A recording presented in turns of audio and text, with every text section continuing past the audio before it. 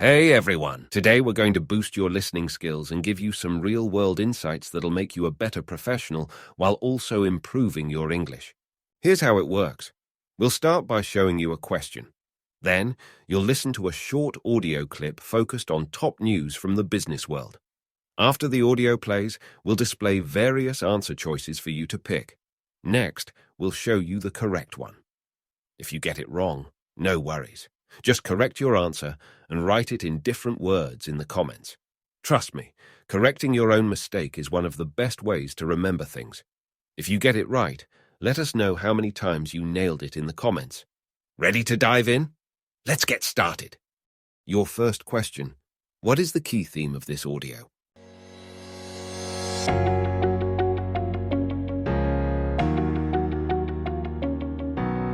Hey everyone, today I'm going to talk about a very exciting announcement that's the culmination of more than a year of work in the Global Workforce Intelligence Project, which we call the Pace Setters.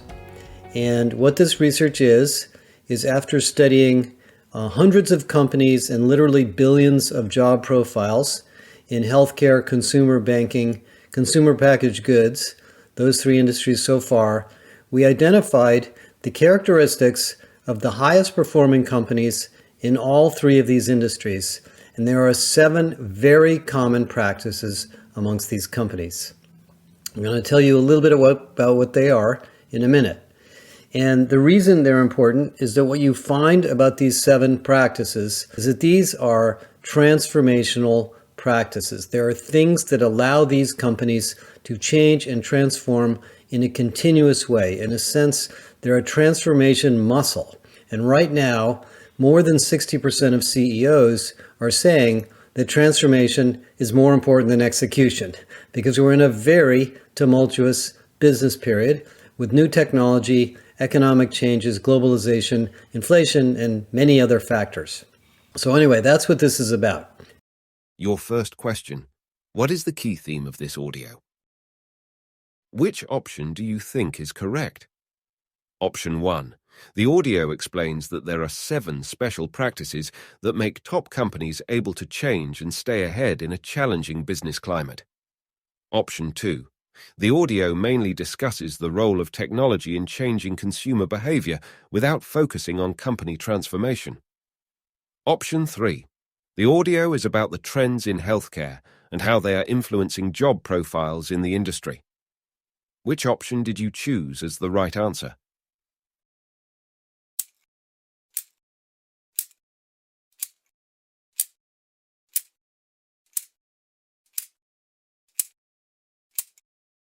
Ten, 9, 8, 7, 6, 5, 4, 3, 2, 1.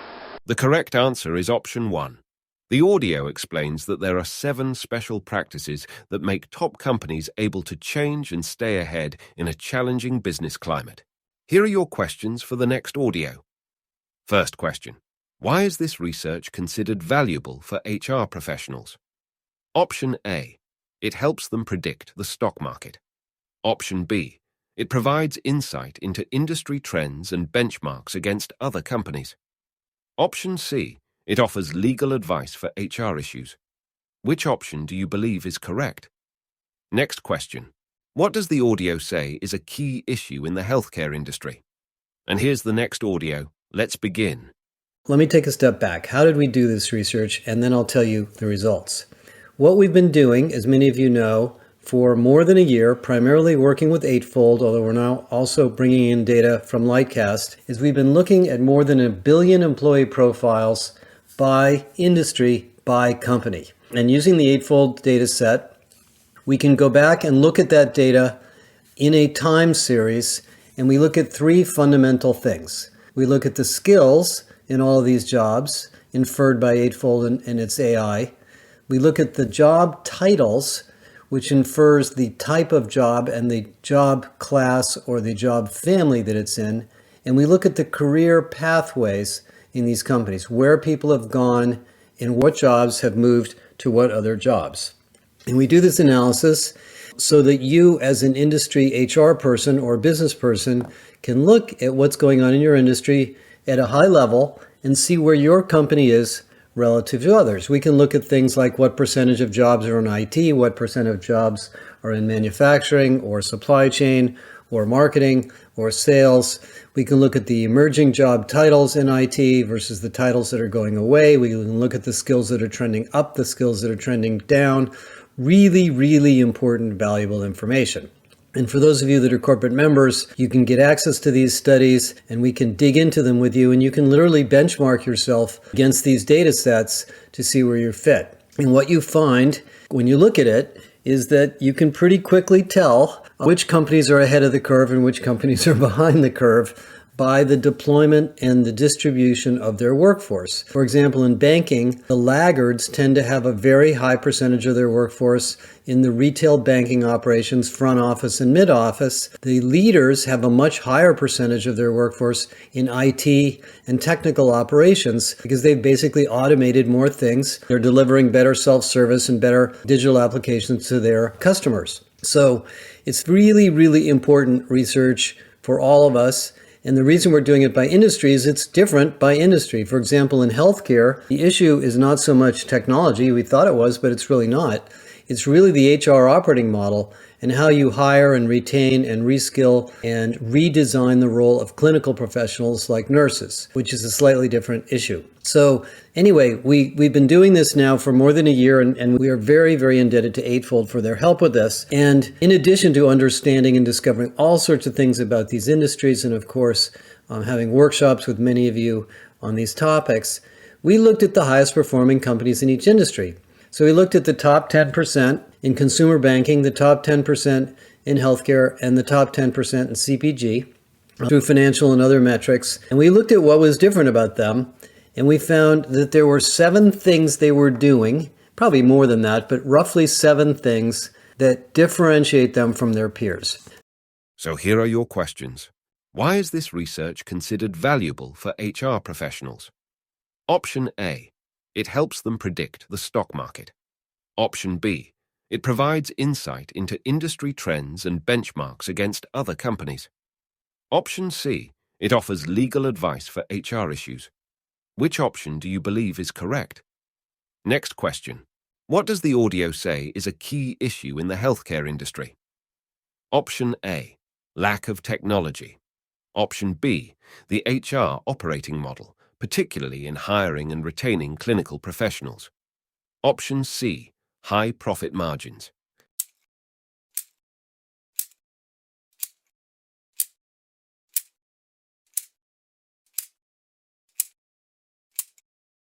Ten, 9, 8, 7, 6, 5, 4, 3, 2, 1. For both questions, the correct answer is option B.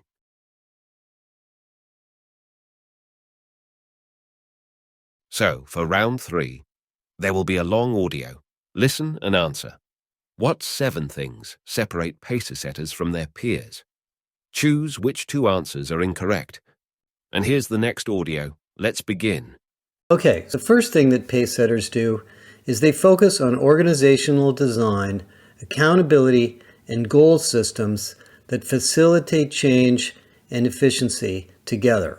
In other words, they design their organizational structures and rewards to encourage and facilitate transformation and execution. So if you look at banks, for example, banking is a very complex and controversial industry at the moment, and it may seem simple, but it's not.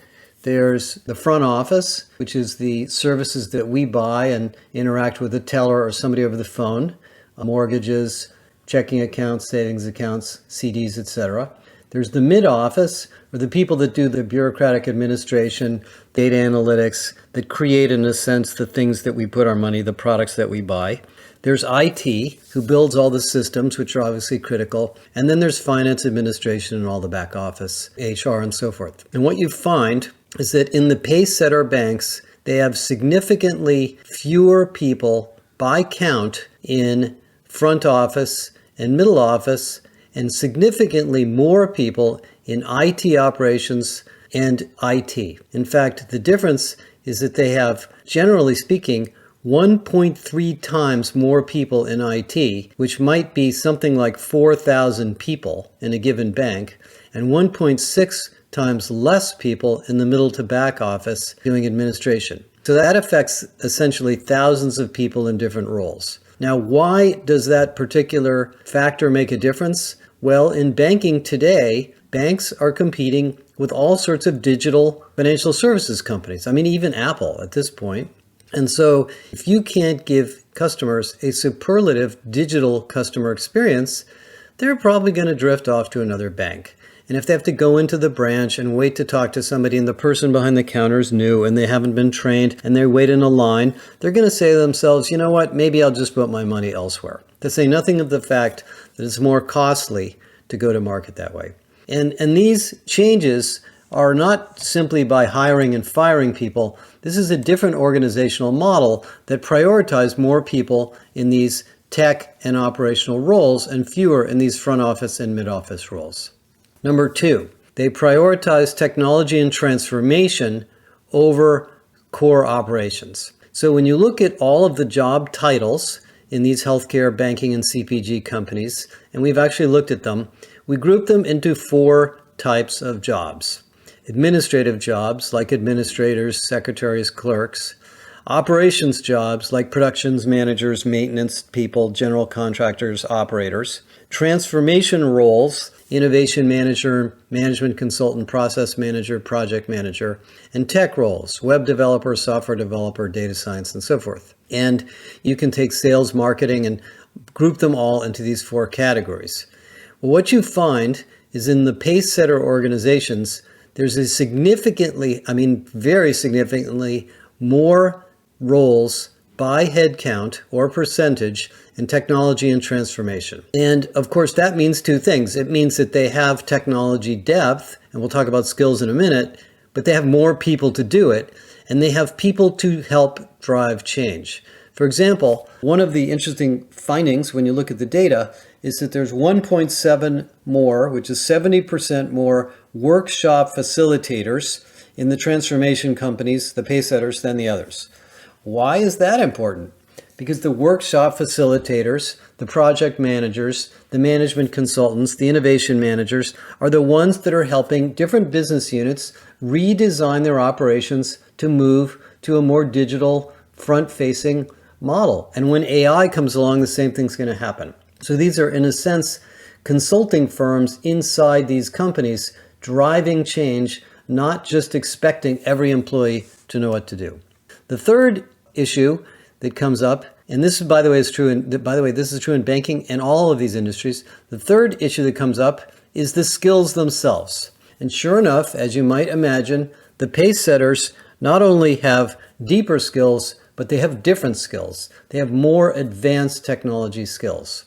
When we characterized the skills in IT and healthcare and other areas, what we found is that you can very clearly see that the banks, healthcare companies, and CPG companies that are ahead of the curve are skilled and hiring and training people in more advanced technologies and more advanced business methods. And we actually grouped skills into these categories. For example, in the banking industry, the pace setter banks have 70% of their skills are stable or declining, and 30 to 40% of their skills are amongst the emerging rising skills. So they do have COBOL programmers, they do have old technology to take care of, but that's about 65 to 70%.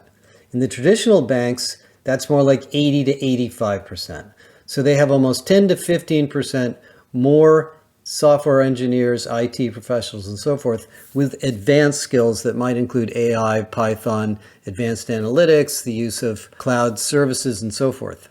In healthcare, exactly the same thing. We found the same thing when we analyzed the healthcare technology and operational roles, that the advanced skills are much more prevalent in the pace setter companies. Now, of course, how do they do that?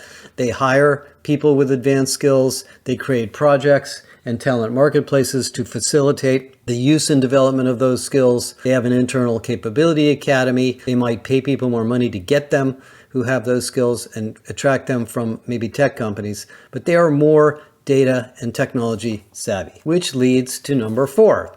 Number four, we found that these pace-setter companies deeply value talent, prioritizing retention, reskilling, and mobility to drive growth rather than only focused on recruiting. Now, as many of you have heard from us in our systemic HR research, it is impossible to recruit your way into growth anymore. There aren't enough people. The job market is very competitive. The unemployment rate is low. Everybody's competing for the same skill sets.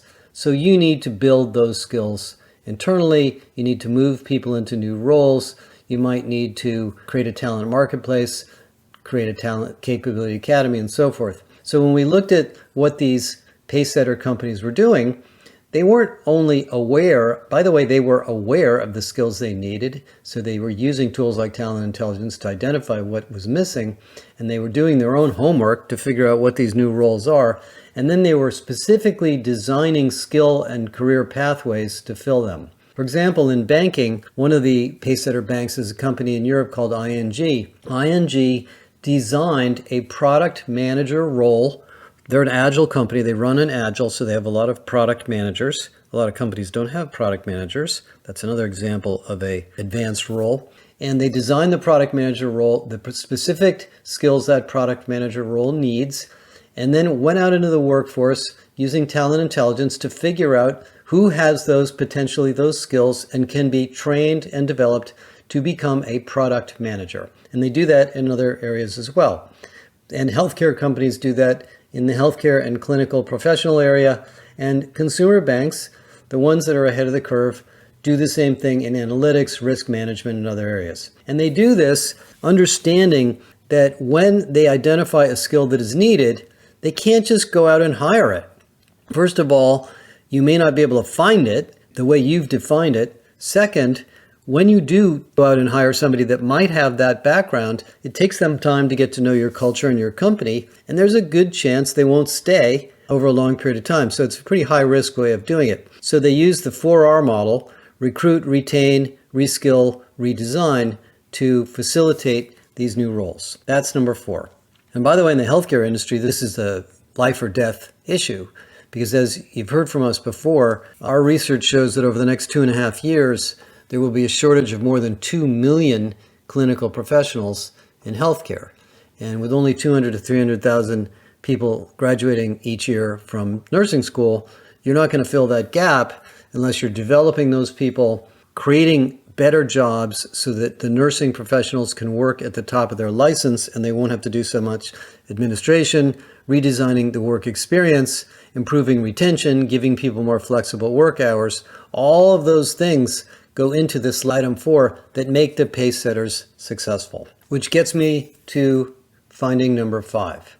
Continuously redesign jobs and work to adapt for the future. One of the things most of you are aware of is that thanks to the pandemic and a lot of other things that have been going on, employees are working from home, they're working part-time, we have a lot of hybrid work situations, they have family issues, and if you really want to build a transformation-ready company, you're going to have to accommodate the needs of each worker.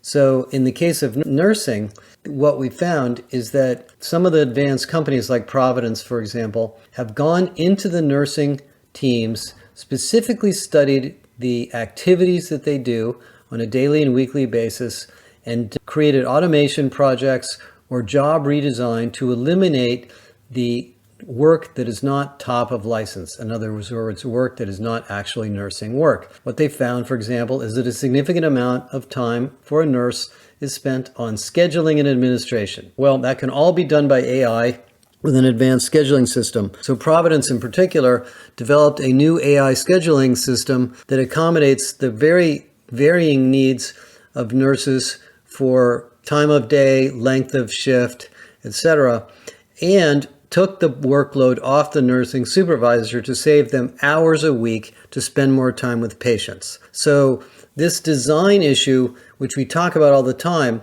has now landed in our laps, and that is number 5.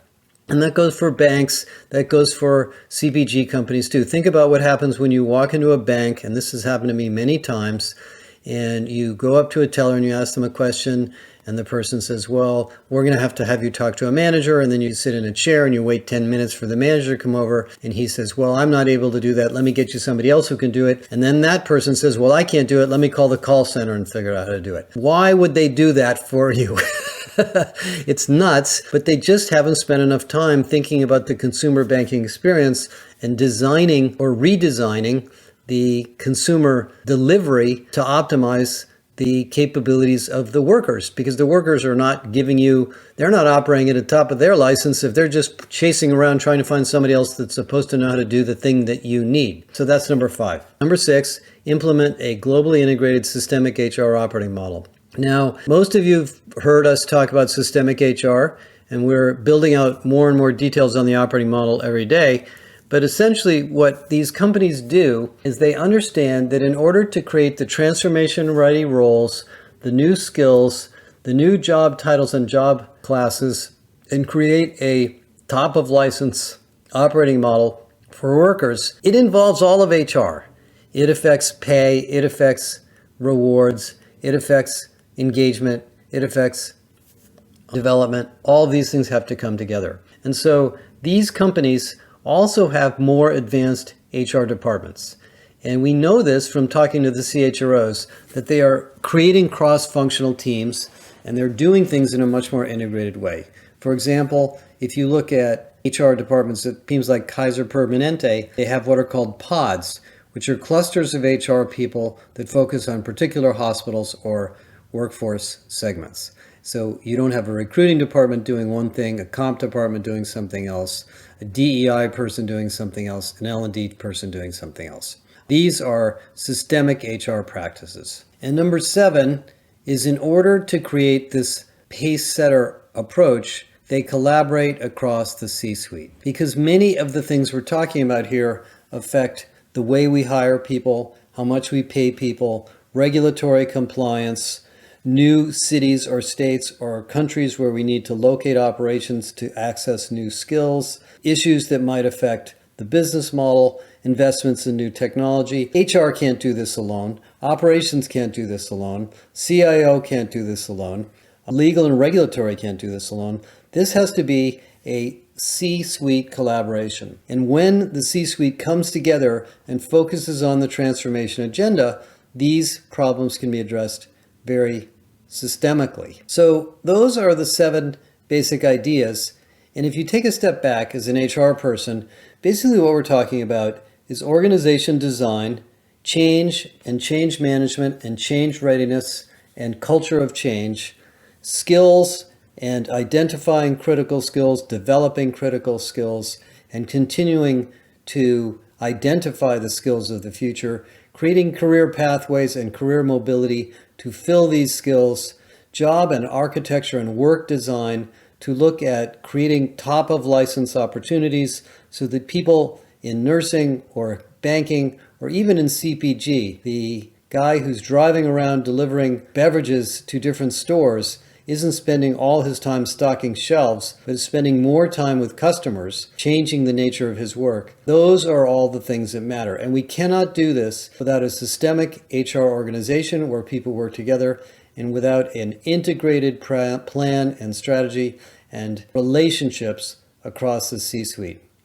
Now, the reason we did this research was to learn these practices. In some sense, what happens when we do these kinds of studies is we learn things we already knew. So if I take a step back now and I look at the things we learned through all of this effort for the last year, I almost feel like saying, duh, it's all obvious. But it isn't obvious, because most of you are doing HR projects one project at a time. We're creating a new onboarding program for people in the branches. We're creating an upskilling program in data science. Maybe we're doing a job design project in the sales organization. Or maybe we're looking at the comp model in marketing because we're losing a lot of our key marketing people. Those are all great, but they all need to be put together into these 7 practices to help the organization continuously grow and thrive. Otherwise, a lot of these independent HR practices, frankly, just don't move the needle enough. So, what 7 things separate pacer setters from their peers? Choose which two answers are incorrect.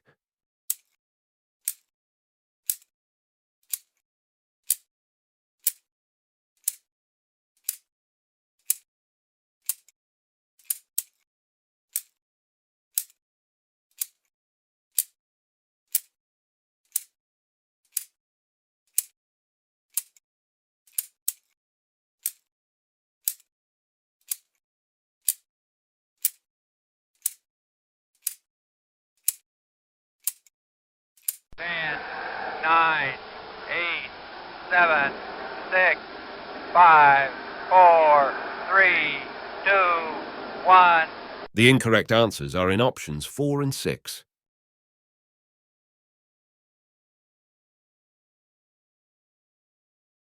How many answers did you get right? Let us know in the comments. Make sure to subscribe so you can be the first to hear the latest business news and continue improving your English skills. Thanks for joining, and see you next time.